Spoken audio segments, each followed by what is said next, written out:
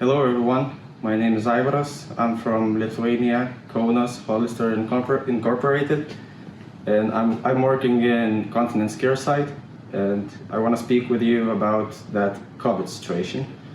In general, over here we have perfect conditions, I would say. I'm happy to working over here, and my colleagues also, they are happy like me, and I think everything over here is perfect.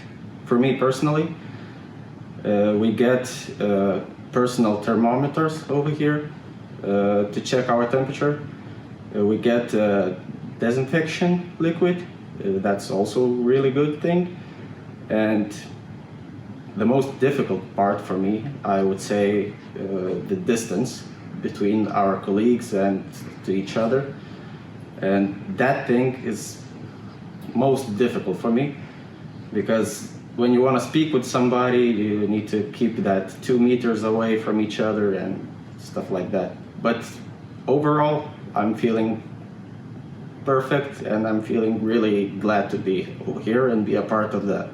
Everybody was speaking about the Hollister culture, but I feel it over here, that it's not only words and it's actions. Everybody feels over here the same thing as I feel.